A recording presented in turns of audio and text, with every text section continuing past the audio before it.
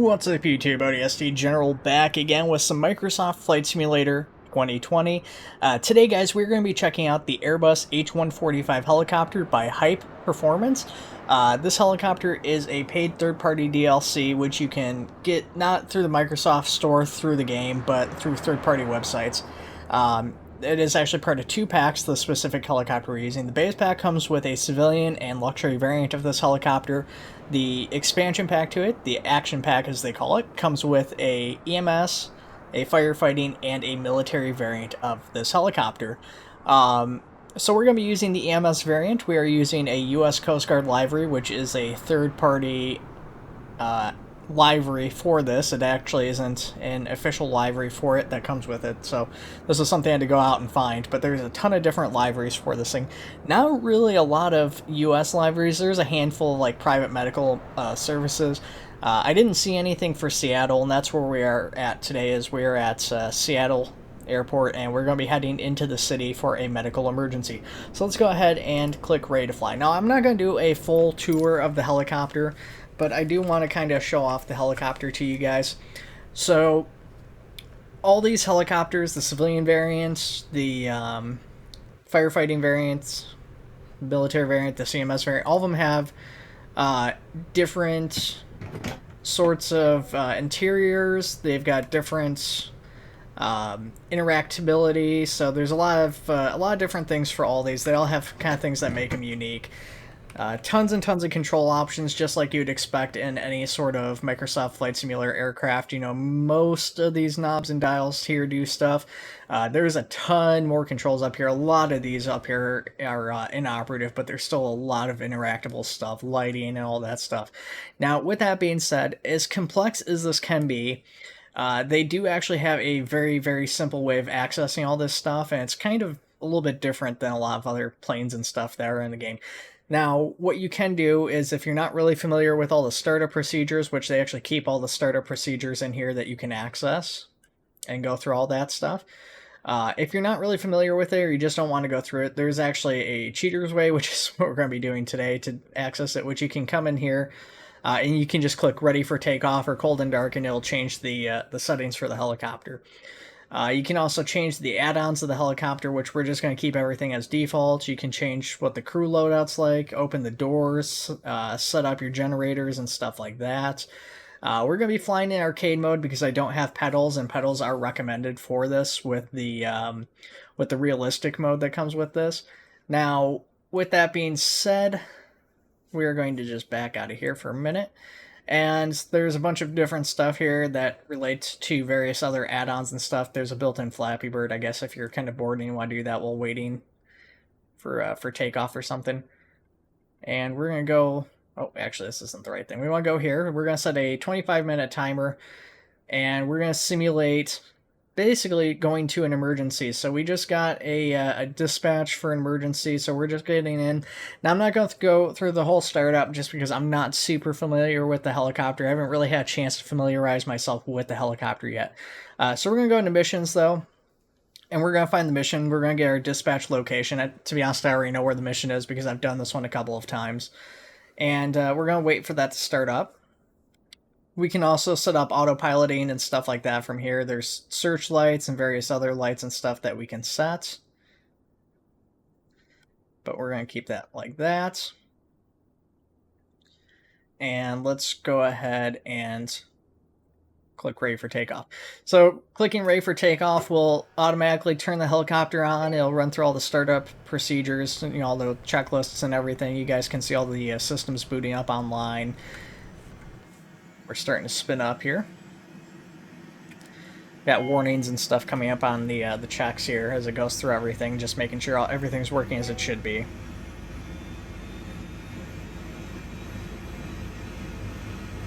Get back in here. We've got our mission location, but we still need to get going a little bit faster, so we'll give this thing a second to warm up.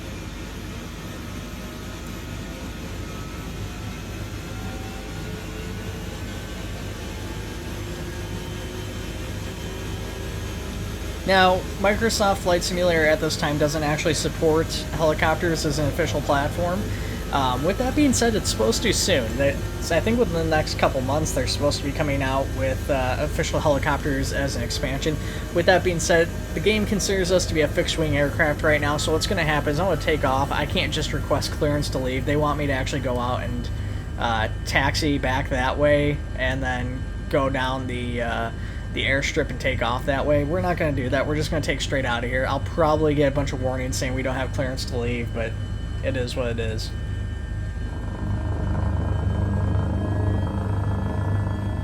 And we're going to go ahead and...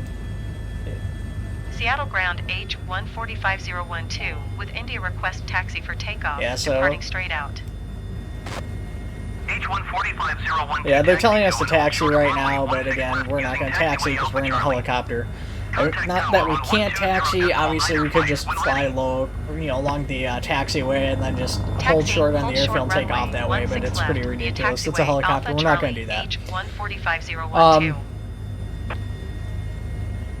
Seattle Tower H145012 is 2 miles north, 600 feet with India to land. H145012 Seattle Tower. Altimeter 29.9, 2 winds 215 at 12. Make straight in runway 16 So, left. yeah, I mean, there's just a lot of cool stuff with the helicopter and everything. The doors can be not only opened and stuff like that, but, there's, you can, like, jettison the doors. They've got, like, water floats for, like, emergency water landings and stuff you can use. Try and keep low. There's actually 2 airports really close together. You can see another plane, I guess, taking off from the other airport here. We don't want to fly over the airstrip there. We're going to keep wide of that airport and head into the city. You can see the city skyline down in front of us here, so that's where we're heading. Did you copy? My co-pilot, I think they were talking to us and they asked if we copy, but my co-pilot should be handling that. Unfortunately, as far as the startup goes, there isn't a officially support checklist, so it's kind of unfortunate because you can't just like run through the checklist and have it look exactly where you want it to. Yeah, for some reason our person's not talking to the ATC. I actually don't see the I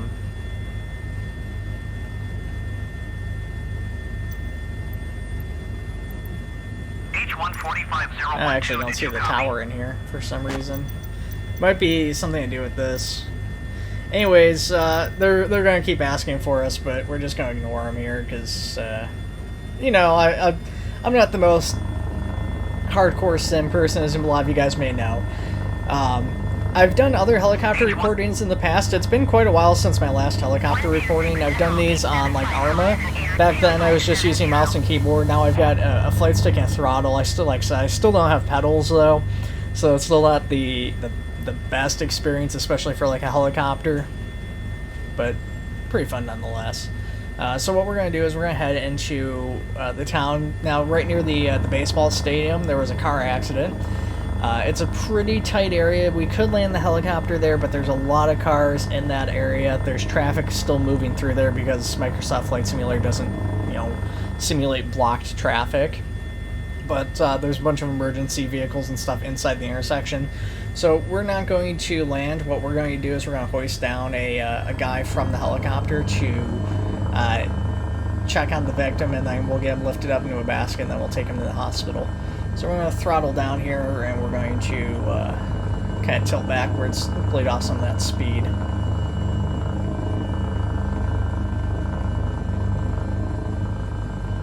So yeah, we're basically going up to this, not the next intersection, but the one just past it by the, you can see the stadium from here. That's the biggest thing immediately in front of us, and then the red brick building in front of that, right in the corner here. And then what we're going to do is there's a couple ways we can get into the autopilot and stuff, but we'll need to set the autopilot. Now we can do it through here, or the autopilot controls are along in here. For the sake of ease, we're probably just going to go through here and do this. But we need to get a little bit closer, so let's go ahead and do this.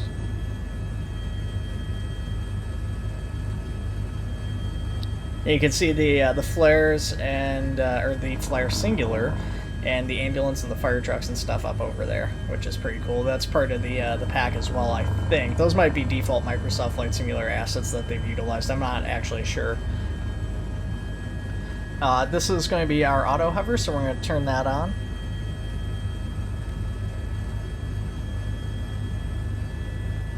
And once we're close enough with the auto hover on, we can actually set this as our auto hover target. Seattle Tower southwest for 1788 miles north inbound ILS. And so the thing's going to take us in and try to get us on target here. 4178 Seattle Tower. Altimeter 29.92, wind calm, cleared ILS runway 16 center approach. Cleared ILS runway 16 center approach southwest for 178. A little bit lower. Don't want to go super duper low because obviously there's a lot of structures and stuff around. Raised us up a little bit. There we go. So I don't know exactly how tall this structure would be. A lot of these hoists don't have like a super duper big length, but I think this is probably not an unreasonable height. I don't know. It's always kind of hard to gauge when you're in the air and stuff like this. But let's go ahead, and what we can do is we can switch to hoisting from this menu now that we're over the victim and everything, and we can go into third person here. And they're going to lower this guy down.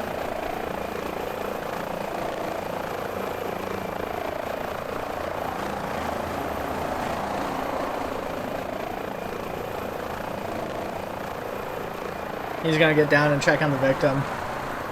Unfortunately, with the way the reskins work, is he does, when he leaves the helicopter for a reason, they change into a different uniform, which is kind of a bummer with this particular pack. It doesn't happen with every livery. I think all the default liveries work fine.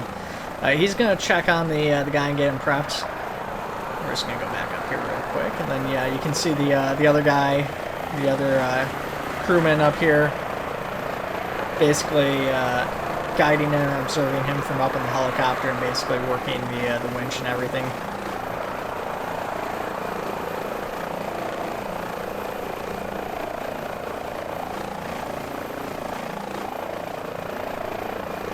So what will happen is they'll spend a little bit of time on the ground, they'll get the guy prepped, and then he'll get him into the basket and then send him back up, and we'll have to take him to the hospital.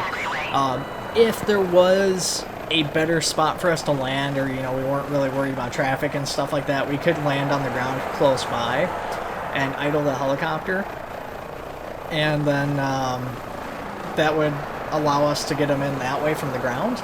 And they load him in with a stretcher, but again, because of the space confinement and the vehicles moving through and stuff like that, we're actually just going to use the winch. Speaking of which, you can see the winch coming back down to hoist him back up. The uniforms are going to change because again he's back on the winch. Yeah, it lifts up the patient and everything.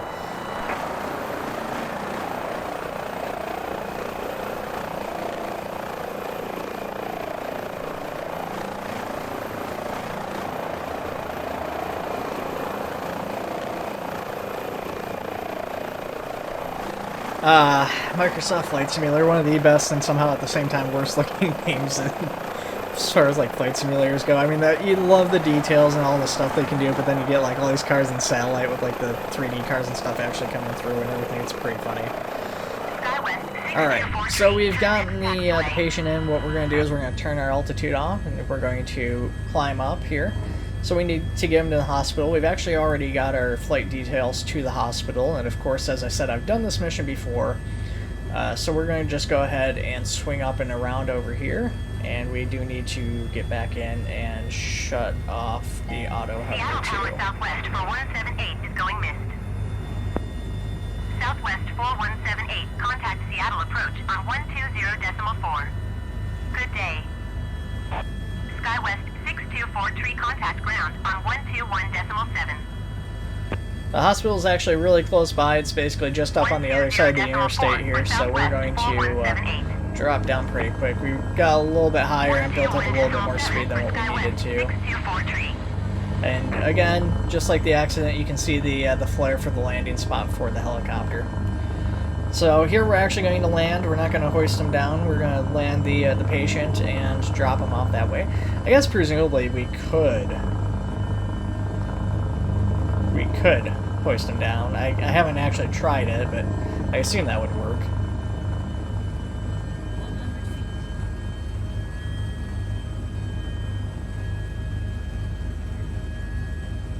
Yeah, again, not doing this with any pedals or anything. I'm not the best helicopter pilot, but try to get right next to this tree that's clipping through the hospital here, I guess.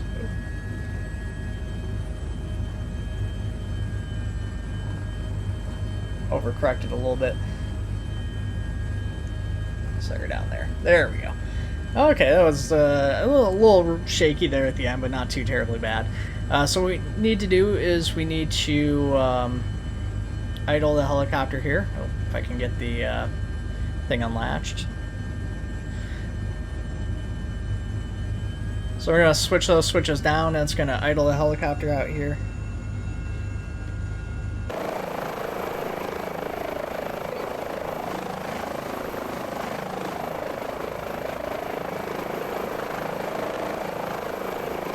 Door opens, the guy gets out. You don't really see him getting out, but he basically ends up in the back. And he's going to pull the patient out. And he disappears for a second, but he should pop back up with the patient and walk the patient over. Actually don't see him, so I don't know what happened there.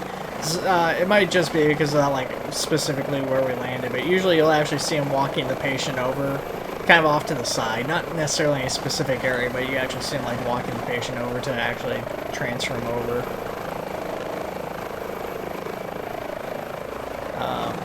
He pulled the guy out and he disappeared right away. I guess maybe the patient's already out and transferred, I guess. Let's go ahead and head back in. Let's shoot this view. No, we're still missing a guy, so I guess he's still delivering the patient. I just don't know what happened to him, though. There's the doors.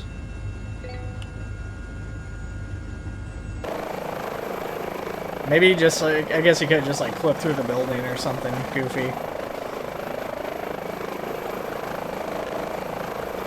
Yeah, not the best thing, but I still had a lot of fun with it. I really want to check out the firefighting and stuff for this too, because there's a whole firefighting aspect. There's actually a community around it too, and I have a feeling there's probably like community or group firefighting events that they do. So that's definitely something I'd be kind of keen on checking that out. Seattle Tower southwest for 178 miles north inbound ILS runway. Okay, well, our patient's dropped off, so we need to go ahead and head back to the airfield and go park the helicopter. So let's go ahead and do that. Cleared ILS runway 16 right, approach southwest for 178.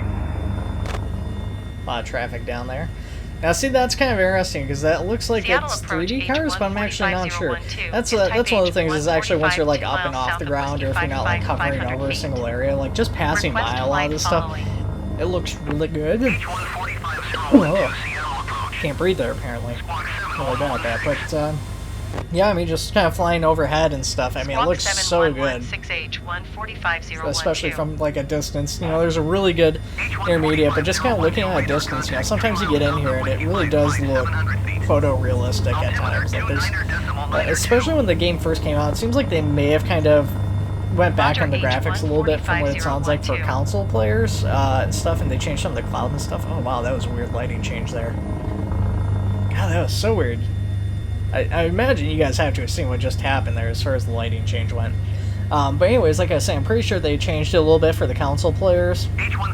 And PC players kind of got like negatively affected by that too. But the graphics, I mean, just look so good in this game. They don't seem like they look quite as good as they used to, but still really good nonetheless.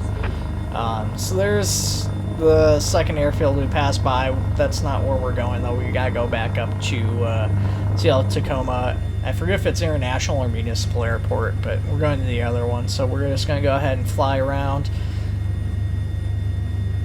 Got maximum speed warning, so we're gonna go ahead and throttle back. We're going pretty quick. Yeah, it's a really cool area too. I actually really like this. All the industrial buildings and stuff kind of along the riverfront. You got all the barges and stuff, and the waterfront cranes for unloading stuff, and just cargo containers and the rail yard and all that stuff. It's really neat. Request clearance to transition Bravo airspace. A little bit of a park, couple of H145-012 baseball fields Seattle down there. approach. Cleared through the Bravo airspace. Cleared through Bravo airspace H145012.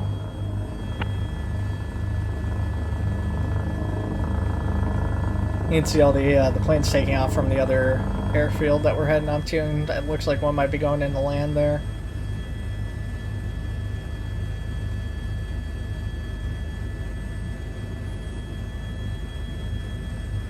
Yeah, this would be really handy if I had track IR too. I have VR, but I mean, like I said, I'm already got performance issues trying to record this and everything. It actually seems like it's really smooth running both Audacity and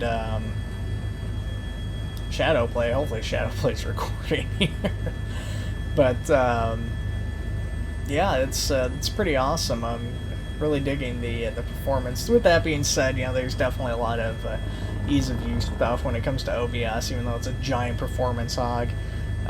So hopefully everything will turn out okay with this, because yeah, I'm using Shadowplay and Audacity instead of just running OBS for both the audio and everything. It's probably a smarter way to do it this way, but it's more work, and as you guys know by now, I'm extremely lazy and a very bad procrastinator and stuff. That's part of the reason I haven't been getting videos out recently, is not so much quite as busy. I've actually slowed down a lot at work and I have more time to do videos, sort of. But I've kind of got like burnout too. So, alright. We're approaching the airfield. We're going to go ahead and start throttling down. A lot of traffic at this airport. Now, everything's live except for the time. I did change the time of day because it is actually currently nighttime, and I figured it would be a lot more interesting to actually have you guys be able to see kind of what we're doing and show off the helicopter and everything, as opposed to doing this at night. There is another mission though that maybe we'll do at night, or like when it's getting darker, which is like a Yellowstone, I think it is. There's like a bear attack, and you have to like rescue the victim for that. Seattle approach southwest 2332 is at 10,100 feet, descending 5,000 feet. Southwest 2332 Seattle approach altimeter 29.9, to continue to Kenmore as planned. I can't remember exactly where I need to park here, but it's approximately here is where we left, I believe. I don't know exactly how these landing positions are supposed to work, or if it needs to be 100% exact. A little bit of a rough landing there, not quite as smooth as the hospital, but still made it there. So what we can do then is open this back up, and we can go in here. And again, you know, we can choose it. We can just do cold and dark. Let's check our timer. So, you know, it took us about 20 minutes to do that. You know, a little less than that. I mean, that one's pretty close by. I mean, there's definitely some further out emergencies. Now, before we actually end the video, I just want to kind of show off a little bit more of this to you guys. So, if we go into the mission menu, there's only 3 pre-created missions currently. I do believe they're going to add more, but I'm not actually sure. So we've got the Seattle Test Rescue, which is the one we just did. Then there's the KRNT Test Rescue. This one is literally just training. Like, KRNT is actually the other airport right over there, I do believe. And you literally take off from the airport, and then you don't leave the airport. There's like literally a test area where there's a victim with like fire trucks just on the other side of the airport just to test it out. And then there is a bear mauling rescue, which is like, I guess, the first proper one, which is KMPI. I believe this is just out near Yellowstone, and you have to go out that way to rescue the person. That one's kind of a longer flight, but that one's really cool. Very scenic area. I did that one at night, so I actually got to utilize the searchlight and everything, which was a lot of fun. So I think I want to do that with you guys at some point, if that would be something you guys would be interested in. Additionally, there is a few other missions here. There's a scenario editor, so for the firefighting stuff, with the scenario editor, you can actually connect to the scenario editor while you are playing, and then generate fires anywhere in the world, but, you know, of course you do it somewhere near you, and then you can put down, like, water pools and stuff that you can actually lower a Bambi bucket down into to resupply the water and go put those out. There is also a Rescue Anywhere. Now, this one is supposed to be the EMS missions like we're doing. I don't know exactly how this is supposed to work. I assume I'm doing something wrong. I need to like ask the community or something, but basically anytime I click on this, and maybe I'll show it off to you guys here in a second once this guy's done doing his check of the helicopter, but basically what happens is the mission generates and that loads off of the coast of Africa and tells me that's where the mission's supposed to be. So I don't know if there's something I'm supposed to be able to do in settings, or if the scenario editor will allow me to tweak that. If I have the scenario editor open while setting up the mission to anywhere, I haven't actually tried that yet either. So with that being said, I do hope that they have more pre-created missions, or I can figure out how to do the EMS anywhere, because that obviously that would open up quite a bit, or just, you know, the ability to kind of randomly generate within a certain area, I guess kind of anywhere would be kind of neat. Obviously with certain city areas and stuff, you could run into a lot of problems if it's generating people like on top of buildings or interstates or something, or clipping through stuff, but a lot of areas I think would be very viable for that sort of thing, and would lead to a lot of variation between hoisting rescues and stuff like that. Also, water rescues would be really great, because obviously we do have the hoist and everything. There's no real way to do water rescues with this thing that I'm aware of, but that would be something that's really cool. Obviously, especially having the Coast Guard library with this, I really want to see that.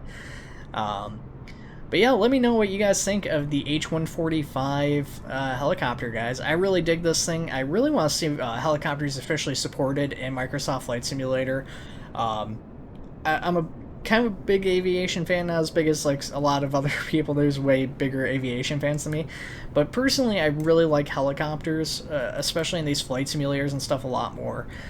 It's a lot easier to kind of take in the vistas and stuff like that, and kind of enjoy the areas you're flying around than it is with a plane, in my opinion, because a lot of times when you're in planes, you're a lot higher altitude, and you're moving much more quickly, and you're kind of more reliant on instrument panels and stuff like that, and especially, again, without having the ability to be in like VR or having track IR. I do find helicopters and stuff are just generally a little bit easier.